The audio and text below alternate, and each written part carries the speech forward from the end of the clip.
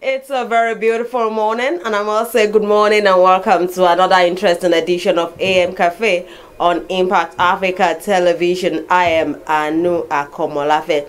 In case you were born this time in 1989, then you are among the first generation of children to grow up with the support and protection of the UN Convention on the Rights of the Child. Today we are celebrating World Children's Day, and this actually happened for the first time 30 years ago, and that's talking about November 20, 1989. That is when we started hearing and talking about the rights of every child: right to health, right to education, right to freedom of protection from every form of violence, as it's when talking about children. And over the last 30 years, the world has made tremendous progress as the rate of children who die before their fifth birthday has fallen by 60%. And let's take a look at what is happening in Nigeria.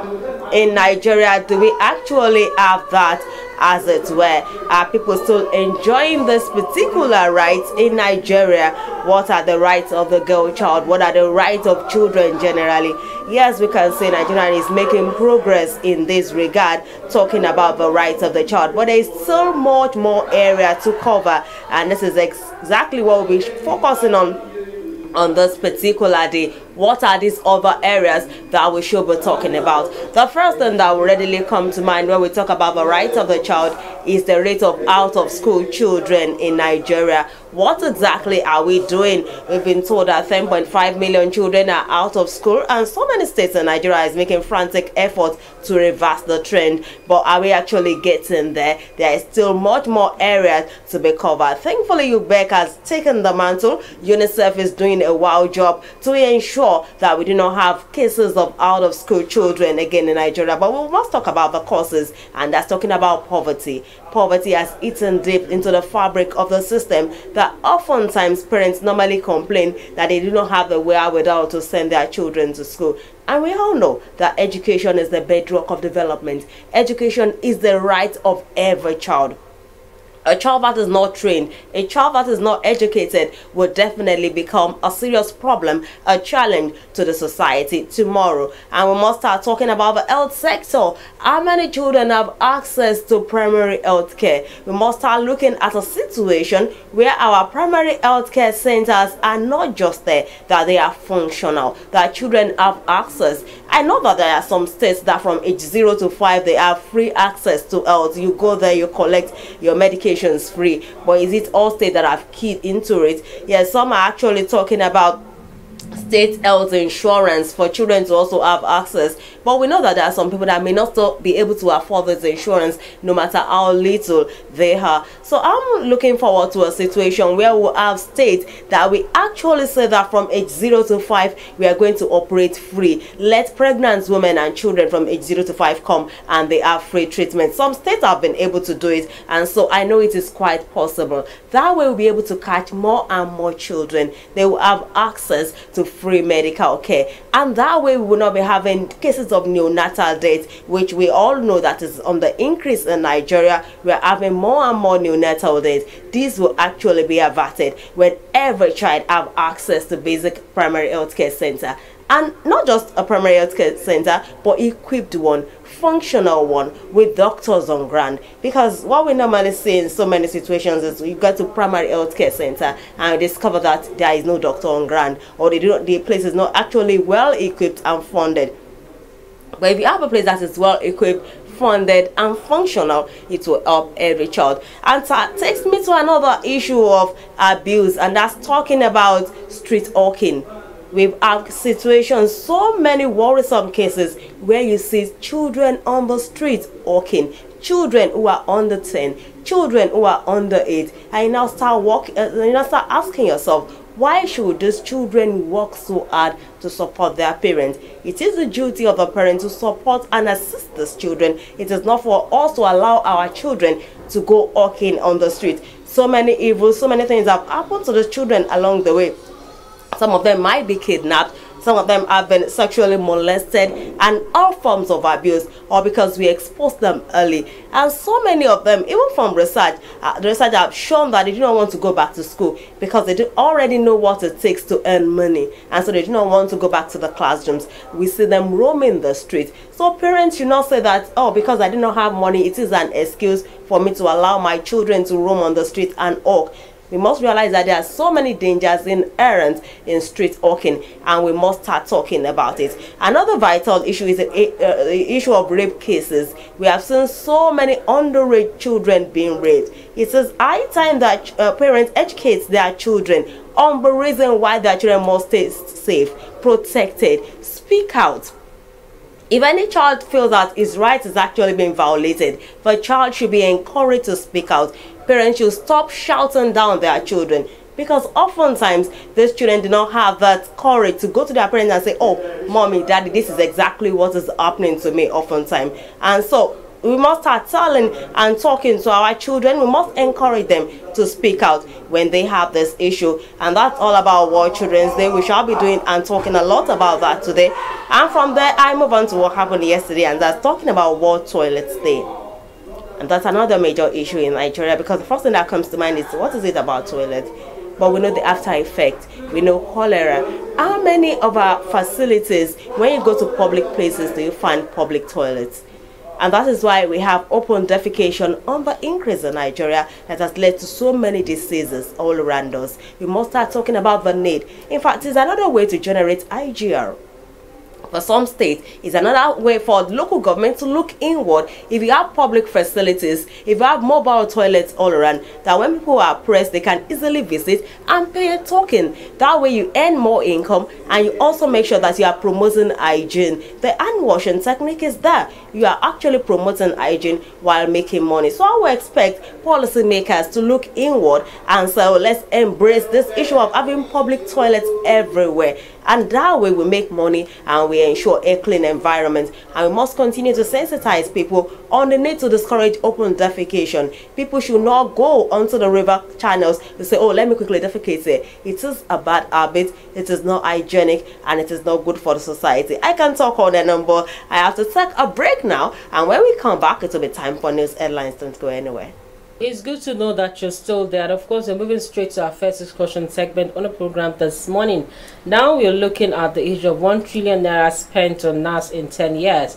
And who brought about this notification itself, talking about President Muhammadu Buhari.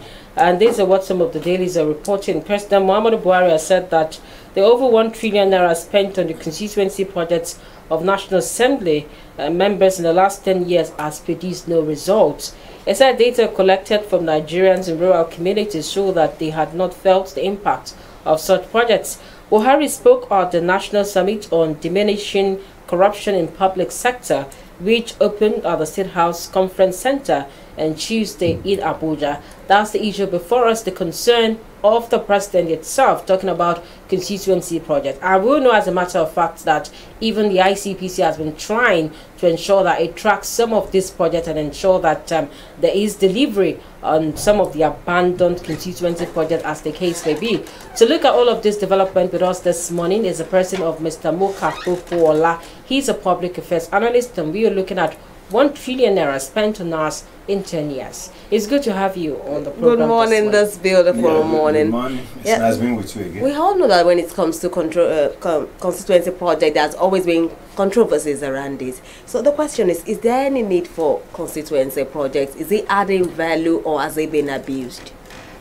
Well, first let me add something to what Mr. President has said. Mr. President captured the last 10 years, and in his opinion, he believes that 1 trillion appropriated for constituency projects has not really delivered any value.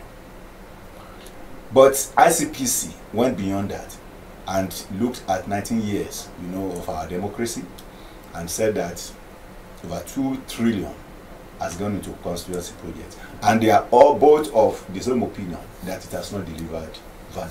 So in that respect, constituencies, we will not say, the question is whether there is need for constituency project. Yes, there is need, because when you develop constituency, you are developing, the communities, around it.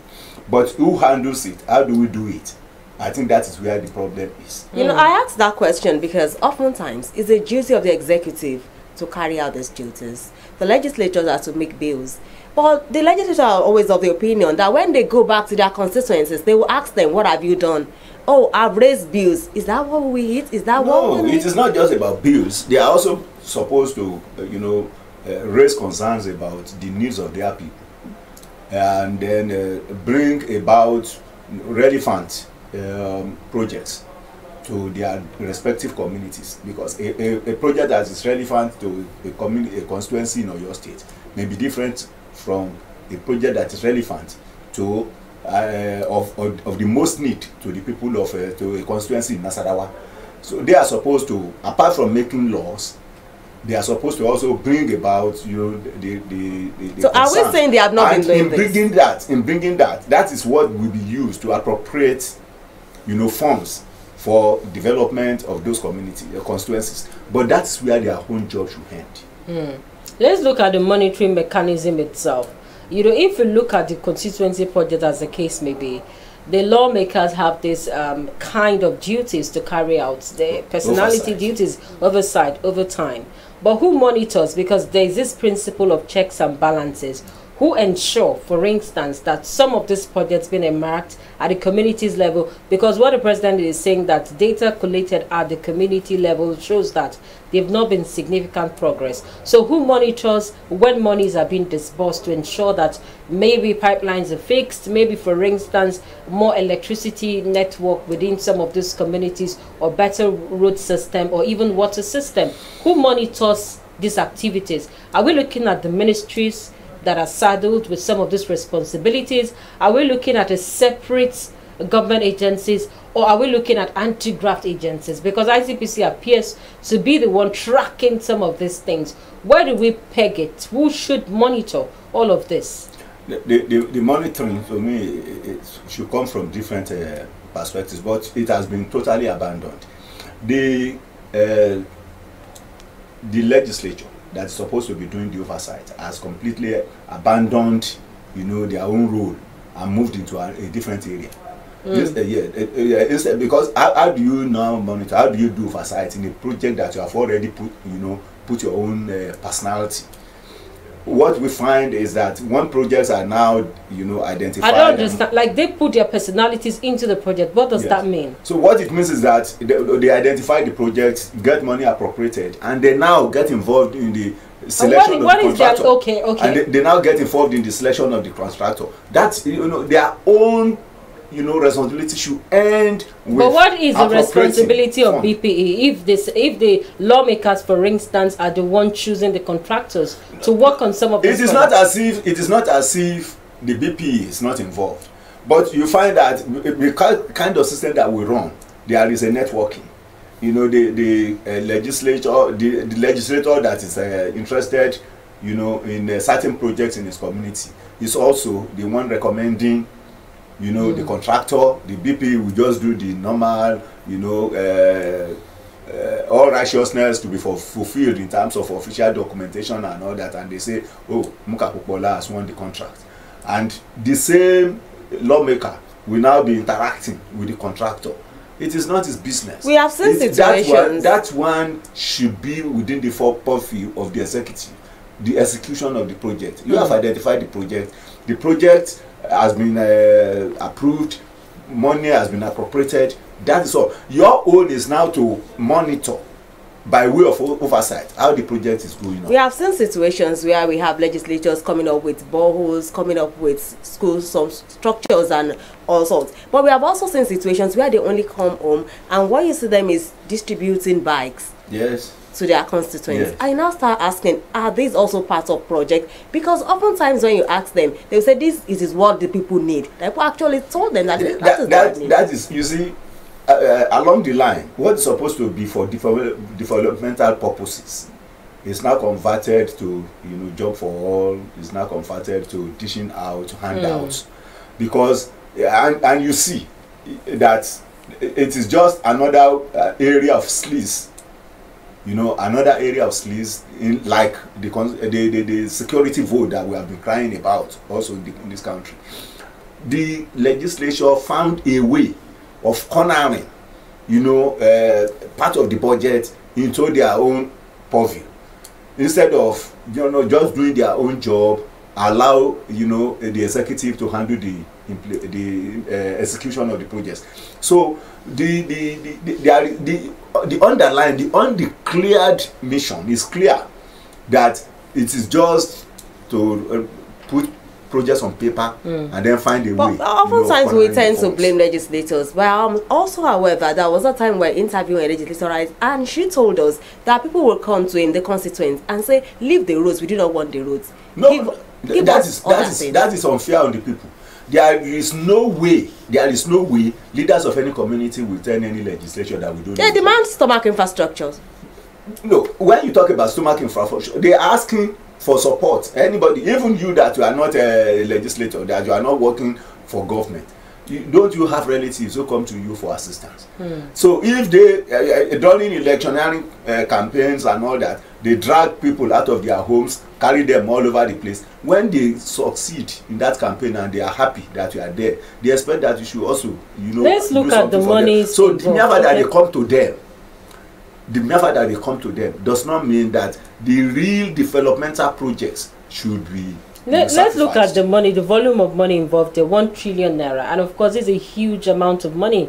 And coming down, the president directed the ICPC to go after the contractors who collected funds for such projects and their collaborators in government. You know, if you look at the quantum of money put into this and the ICPC, you begin to wonder, does the ICPC has the capacity to actually go after them? Looking at this quantum of money, and at a level, won't they in a way be compromised? If you look at their pay home, do they have good welfare system? Let me shock you. The president has merely talked about the federal parliament. How about the constituency allowances in the various 36 local governments, states? How about the constituency? It is the same template. But nobody talks about it. All of us are focused, you know, on Abuja. From time to time, when we talk about corruption, we forget that there are people working at the local level. Does it not start from the head? No, I mean, you see, what I'm saying is, when we are looking at issues here now, we look at how it affects us. So we don't just look at, okay, if how many people at Abuja, how many people are there? Look at the number of people that are affected at the state level. Look at the number of people that are affected. But wouldn't you take a step-by-step approach? Is the president not on the right direction? No, he's right. What I'm saying is that even the president has been magnanimous in the choice of his word, but in the focus, by just looking at 1 trillion.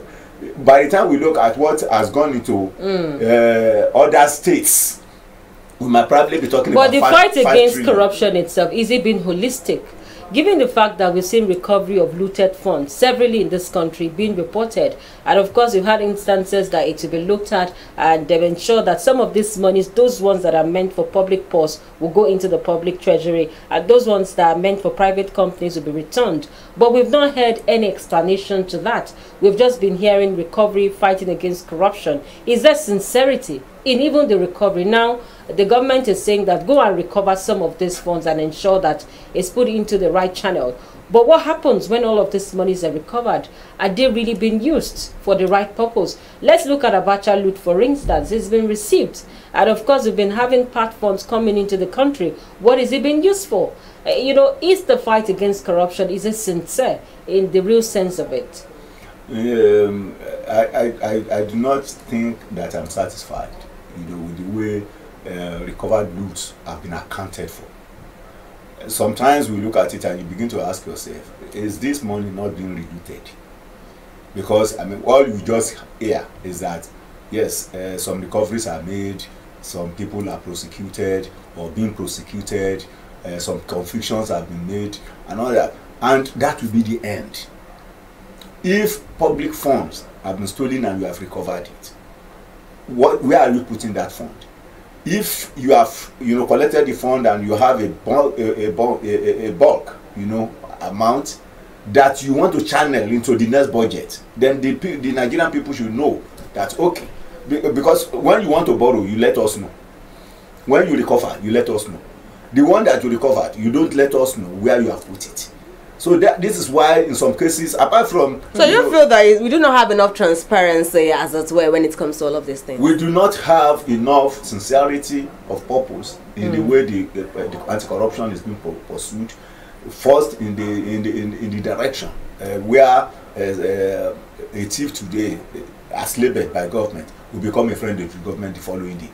That is one problem. Another problem is you make recoveries.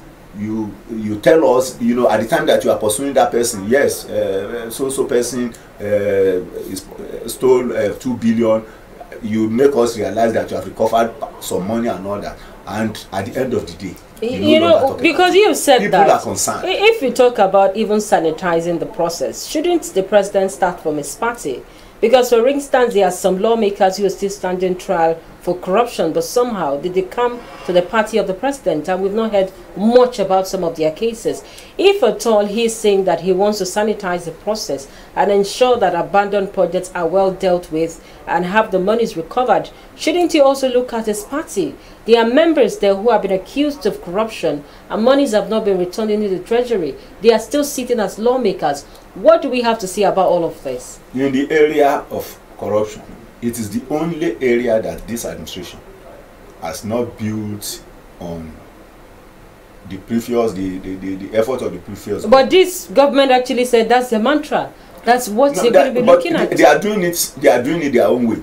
In the previous administrations, even the people that were pursued were members of the PDP. PDP did not go after the opposition. Those people who fell out of favor here. Whichever. But is that the ideal situation? No, let me tell you. Should it be the ideal case? You know my own perspective, my own position on this matter is that whether there is any personal problem with anybody, if you use the instrument, you know, of state to pursue your opponent, when you live there, those who take over will use the same instrument of state. Do we begin to talk about so what is important is what is the interest there. The interest is the national interest. If we are talking about corruption and somebody has corruptly do we begin to talk about politics here or corruption itself? Because the way you talked about it, like even PDP members as at then were actually being chased because of corruption. But let's come down to the nitty-gritty of the corruption fight itself. Should it be politicized? Should it be about because you're a member of APC, then we have to go after you? Because you're a member of PDP, we have to go after you. We saw Maina, for instance. Maina, it wasn't a politician. He was smuggled back into the public service, but because of eyebrows being raised here, we have him also eyebrows being raised, we have him arrested, and of course in the process of being prosecuted. You know, if you look at all of these instances put together, do we have a system that is holistic right from the onset? We saw how ICPC and EFCC came up under Obasanjo. What was the concept of these two organizations? Are they living up to mandate? Even if you look at the leadership structure of these organizations, are they truly independent in terms of fighting corruption in the country? The fight should be holistic. That I agree. But we also know that it is not. We have not reached, you know, our ultimum. And gradually, if we continue to talk about the low side, I believe. So what are those things you think the federal government should also do to make it holistic? The federal government, you see, you lead by example. In a situation where, you know, you label someone a thief, you know, at a particular time, and after dragging that person up and down, you know, that person finds himself within your political family or your party, and all of a sudden the case dies down. Then that one, you know, puts a question mark, you know, on the sincerity of your.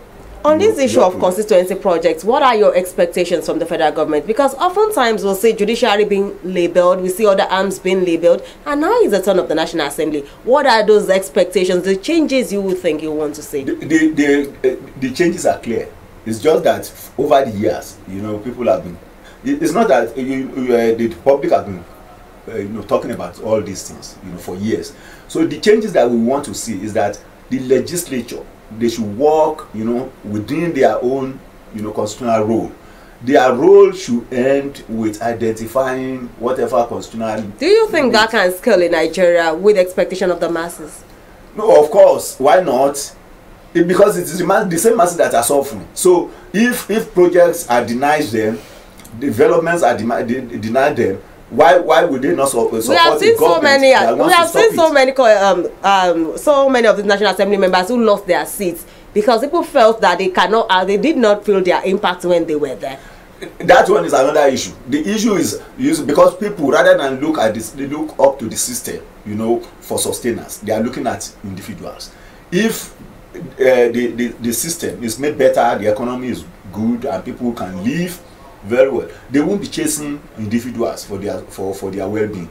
So this situation where the system cannot support them, that's the reason they think that it is the legislator of their constituency that will solve their problem. Let's also look at the court system. Are they helping matters? Let's go to Ganduje, for instance. In 2018, the House of Assembly wanted to probe him, and the court put a restraining order that don't probe this man. And of course, we heard the president says he has doubt over the bribery video.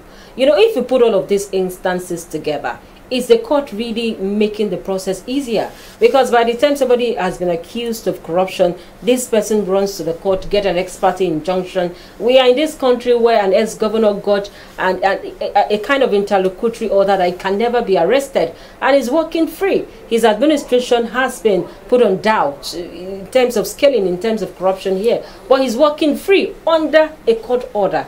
If you look at the court process itself, we know there were some judges being picked up at a point in time. Some of them were actually told to leave service, and some of them were told to go home. Some were derobed in one way or the other. If you look at all of these instances put together, where do we begin the sanitization from?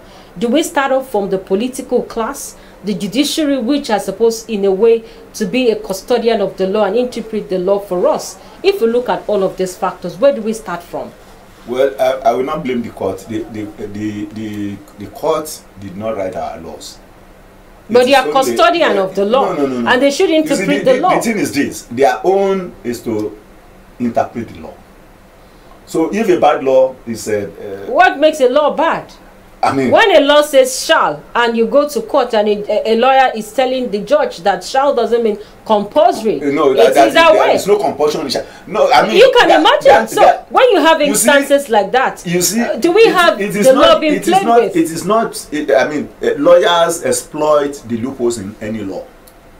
So it is not the business of the judge. The judge is merely to look at, okay, if you convince him within the law of the land, the court that stopped, the probe into the allegation against Ganduje did not bring out that order from the moon. It's within the law. We copied. We copied the American Constitution. Yeah. As we speak now, there's an ongoing inquiry into Donald Trump's activities with President Zelensky, as the case may be. But there's no court order stopping that probe from going on for a sitting president. And even the sitting president said he will be available to testify. If you look at all of these factors, we are copying the American Constitution. Are we copying it right? When people talk about the American politics, the American presidential system, but we copy the no, but are we the same people? But the Constitution we are different people. We are different people. But why did you not copy the Constitution? The way the American operates, unless we are deceiving ourselves, is different from that of Nigeria. The typical American, even if he falls into on the bad side of the law, he will hold up. So what makes the difference? But why is it difficult for us to do the right thing? Well, that one, I think that one is beyond me. It is a false sense of values. That is absolutely, the way I look at it. A lot of us do not respect values.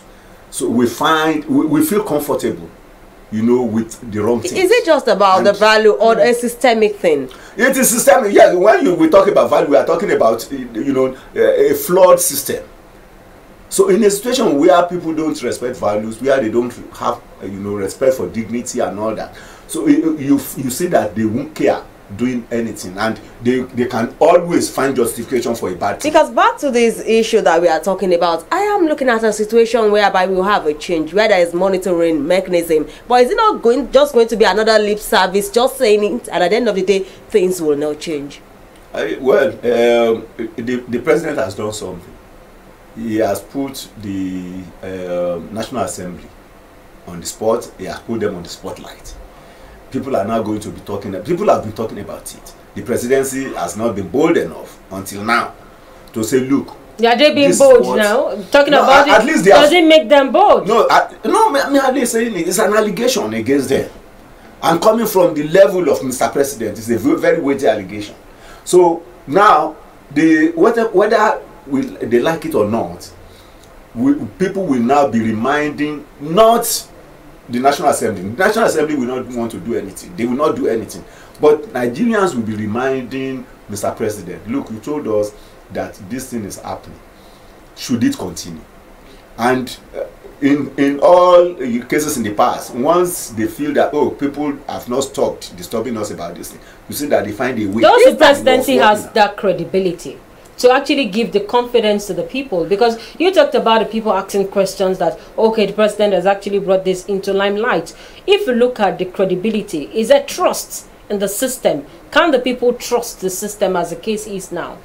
The people will be desirous of seeing, action taken in the case of constituency projects and how they are managed.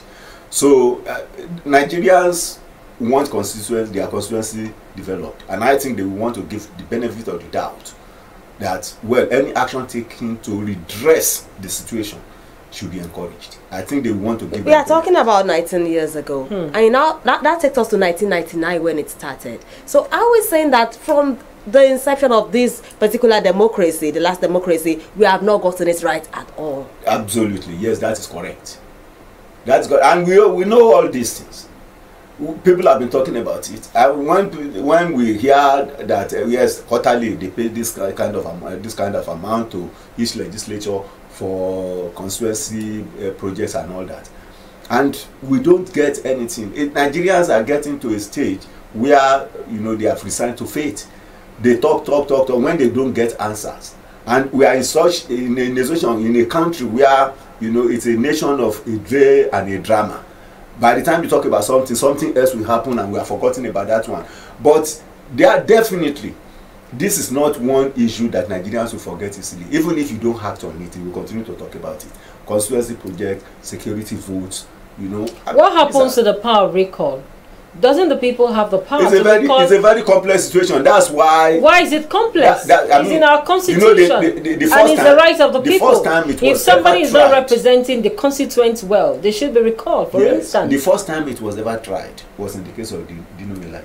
People have been talking about power of recall and all that, but because it will still require going back to that constituency for another vote, which can swing anyhow. It's just like going for another election. So the process, because of the complexity there, is usually abandoned. But it is there in our constitution. I know that someday all these things will get streamlined. Is it been complex or the awareness? Do the people really know the rights they have? The awareness, in terms of the awareness is there, but it's the political, the political class that will actually activate it.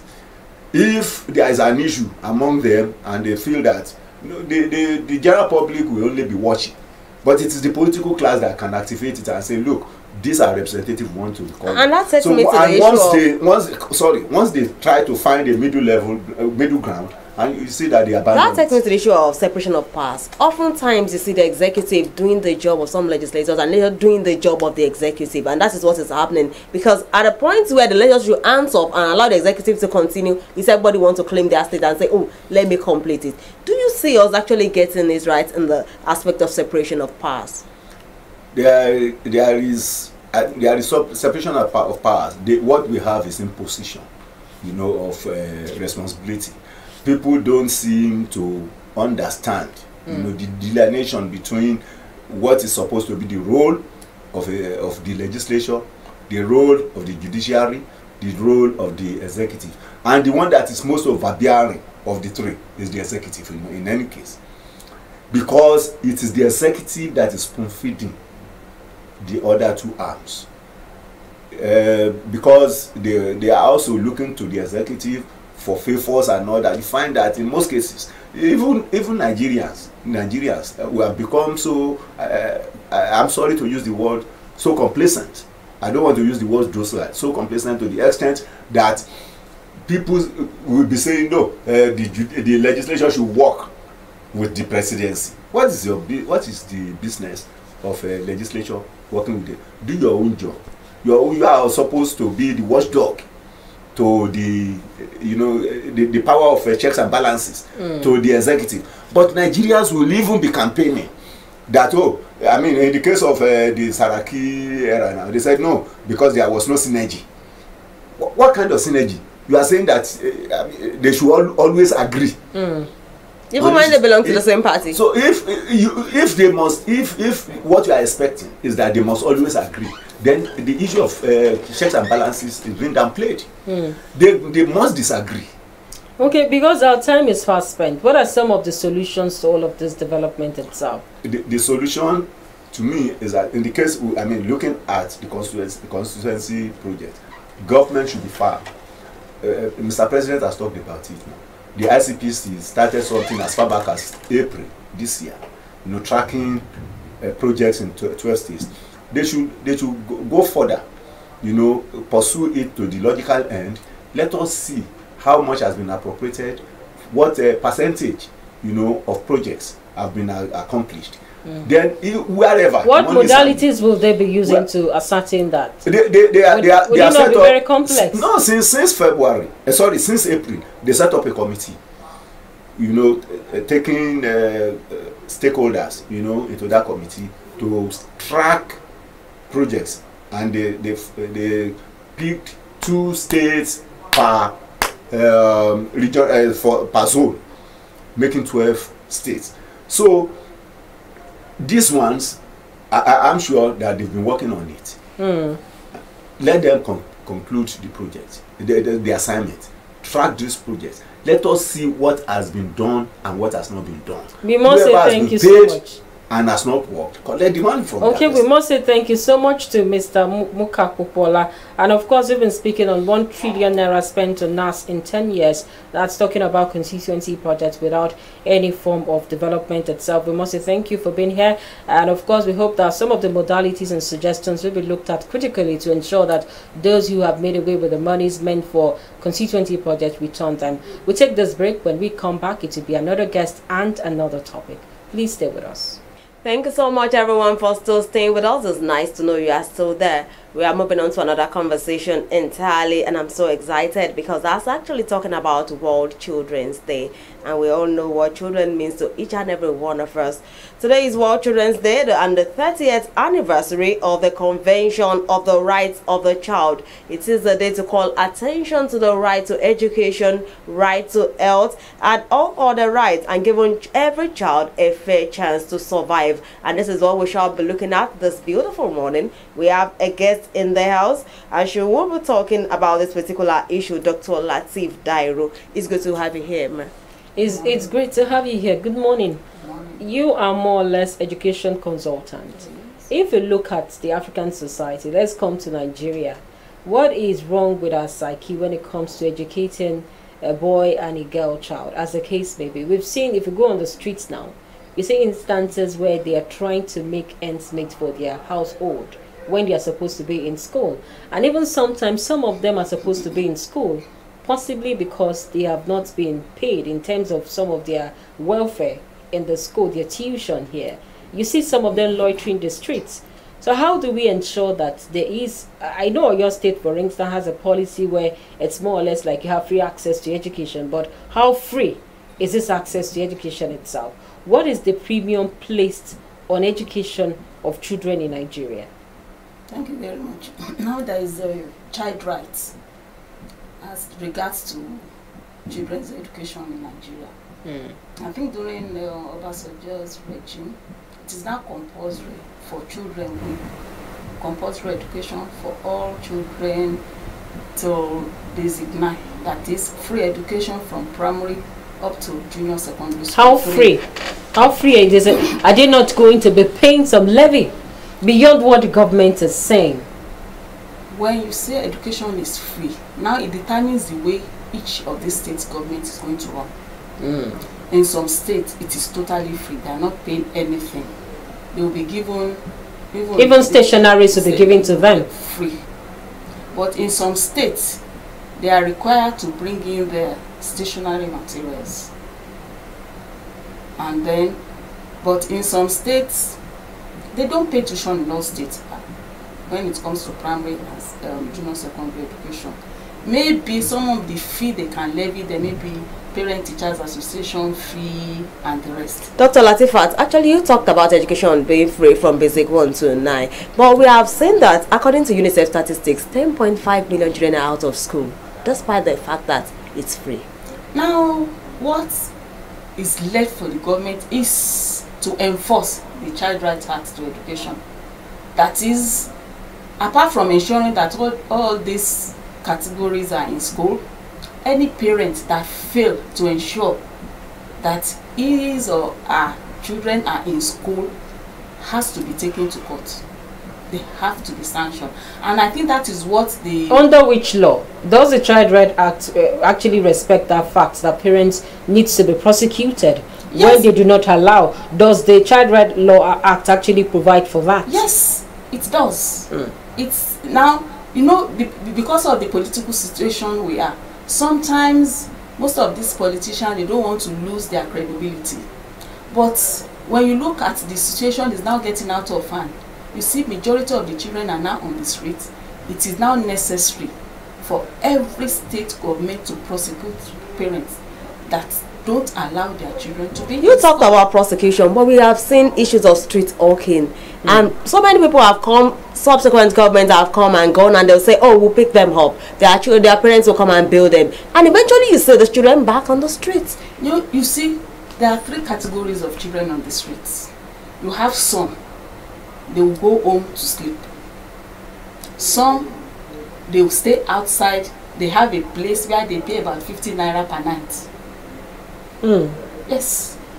So, for those children that actually go back to sleep, you can easily prosecute their parents for allowing them not to be in school.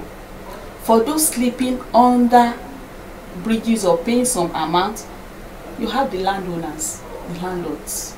Those landlords must be prosecuted for allowing underage to accommodate underage as tenants in their homes. But what role does women need to play? Because if you look at the role of women at home, it appears to be a lot of responsibilities, and of course somehow they have this kind of relationship with their children and what role do they need to play as mothers, for instance, in ensuring that their child get educated? We know that the father plays very critical role too here, but what aspect does the women need to play here? If you look at most instances when they mention children, it goes along with women, their mothers. What role do they need to play in all of this? You see, on a personal view, it takes 2 to tango. To raise a proper child, you need both the father and the mother's efforts to get the children through. Apart from, and to be a successful mother, you still need the husband to assist you, especially when it has to come to the issue of finance. Unfortunately, even those women in marriages now, they are responsible. Beyond the finances, I was actually looking at the reproductive health. Because we have instances where women just give birth wantonly. You know, instances are that a lot of people attach so many things to it, and it still boils down to the woman's health, the reproductive health itself. That's what I'm asking. What role do they also need to play beyond just saying that, yes, I'm a married woman, then you give birth to a number of children that you can't cater for? You know, even if you want to, as a woman, you cannot decide on your own that you are going in for this family planning thing without the consent of your husband. That's why I said it takes 2 to tango. You need to convince your husband. With the situation now, there should be a kind of at least temporary limit to what we can pay. But as a woman, you can't decide on your own. And we always educate ourselves, even in formal as women organization. You know, we are in a polygynous, most of us are in a polygynous environment. So we normally educate ourselves. Don't say because one of your mates is having 8 children, or say you should start competing on the number of children. It is what you feel your own financial capability to cope with that you should. That's the number of children you should. Still talking about this issue of Child Rights Act, are we making progress in Nigeria? Does our children know that they have rights, and are these rights actually protected? Yes, majority. Now you see most of these NGOs, apart from the government allowing children, that you should now speak out. Some of the children now, especially the Ministry of Women and Family, we work in tandem with them, we collaborate. So some of these children that have been maltreated, once the case has been reported, the ministry takes over the children from the parents, and then they put them in homes that they've been identified with. Then they also force parents to now write undertakings. If you mistreat your children, you will write an undertaking once the ministry comes in. So you see, children are now being encouraged to speak out. You know, initially in the past, they will be threatened, but most of these children now, they are now bold enough to speak out when they are being maltreated. But if you look at all of this factor, the underlying truth is poverty. And that is why I was talking about the issue of reproductive health. Like, for instance, now if you go for immunization, you will see mothers there. You hardly find fathers, because ordinarily they will also be doing other things beyond sitting with the wife for immunization, as the case may be. So somehow it is the woman who carries the message home. If you look at some of the factors you've seen, we have religious, we have cultural sentiment in all of these instances. And it brings us back to some of the factors why we see some of these children on the street, which is still, we can't put food on our table. You know, if you look at women itself in terms of their health, what do they need to do? What can they do to ensure that their children, for instance, get educated? Because I will still come down to the issue of women. They carry the information most times, and they tell their husband, this is the way it is, this is what we are told today, at this point, at that point in time. What do they need to do? What kind of advice do they need to have in terms of ensuring that their child have access to good things of life? You know, women, we also have our own rights, even religiously. You're supposed to be taken care of. The husband is supposed to take care of you, take care of your children. But in situation, most of these situations, most of these men, just like I said, majority of them are irresponsible.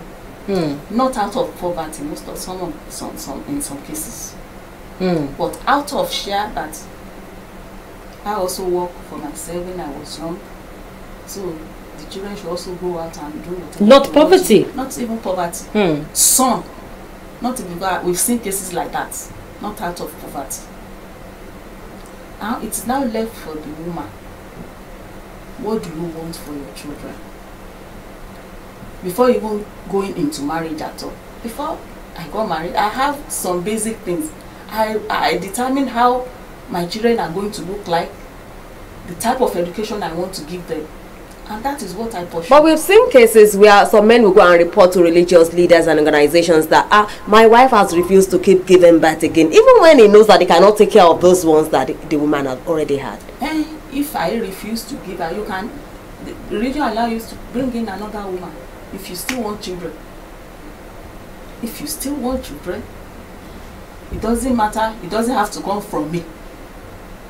You can bring in another woman to start another process of procreation. That is what I said. You should determine what you want for yourself.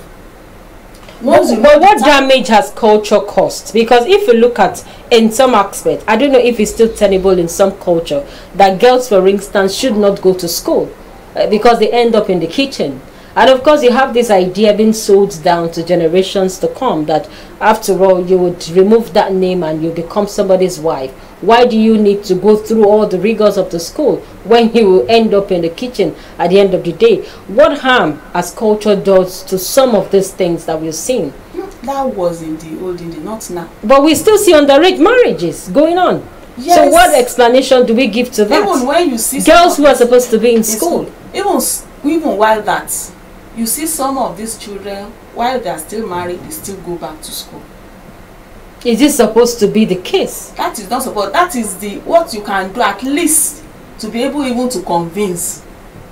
You know, you have two extremes, not allowing to go at all because they end up in kitchen. But now, you know, marriage is a contract. There are some fathers that will say, okay, my child will be educated, and you will sign. Even despite the fact that why the hurry? A child who has prospects, for instance, somebody who is just like 10, 12 years old. Why do you allow such a child to get married in? Because you've seen that going on, and it appears that people just hang on to culture, religion, our religion permits it, and they create all sort of instances. Should it be the case? When a child is under the law, you must be 18 years old before the law regards you to be matured enough to go into the institution of marriage. But now you realize that people ping on culture, they ping on religion and say that it is right for somebody who is not ripe enough. I've even seen instances where underage children, you have a boy of 15, a girl of 12 getting married. When you have instances like that, know how the educational system longer, it will take a very long time for you to be able to at least educate, to allow parents to see the evils for early marriage.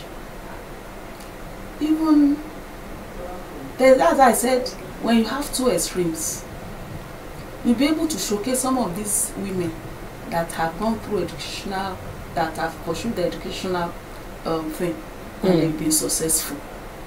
You have them. Look at this person, she's still married and she has this. See, look at this. So you need to convince those parents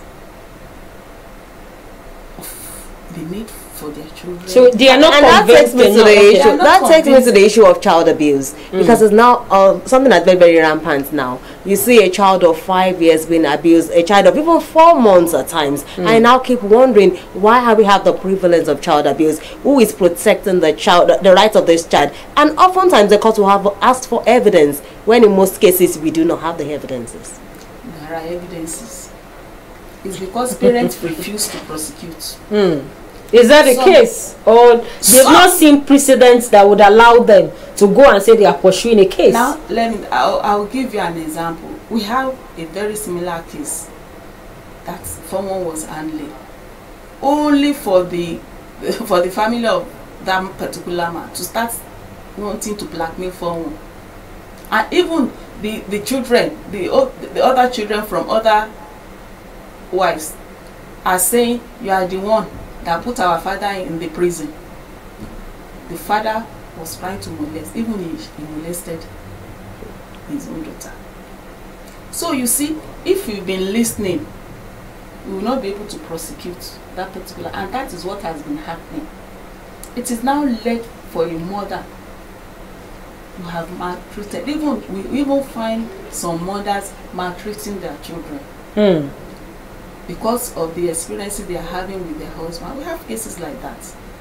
And I said that's why children are now being encouraged to speak out. And with the collaboration from the Ministry of Women Affairs and Social, most of these cases are being prosecuted now. We may not likely to go on here to see the number of, just to protect. You know, because our time is fast spent. Because our time is, I was actually looking at the issue of health, because you indeed mentioned you have to convince a parent, for instance, to allow the child go to school. When you say instances of VVF prevalent, because they are immature, their system is not ready for child delivery, and of course if they even give birth, what is the guarantee that they will go to school at the end of the day? When they see all of these factors, is it not a convincing factor already not to allow your underage go into early marriage and allow them go to school? But some will tell you, even despite the fact you have cases of VVF, they say it's just 1 out of how many. I was discussing with a lady the other time, and she said it's because of poverty level. If a child is given proper nutrition and the rest, she won't have the VVF.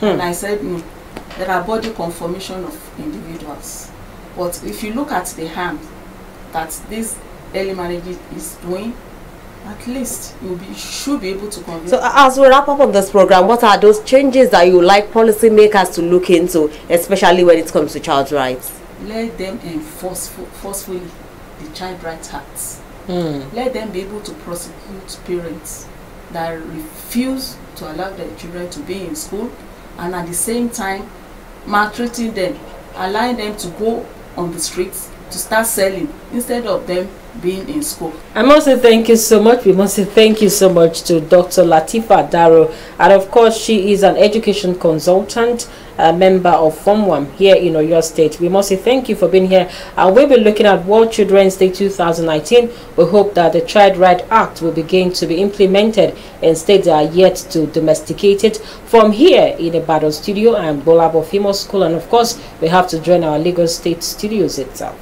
We must say a big thank you to you for staying with us all this while. I'm from Ibadan studio. I am Anu Akomolafe. I'm saying bye for now till tomorrow.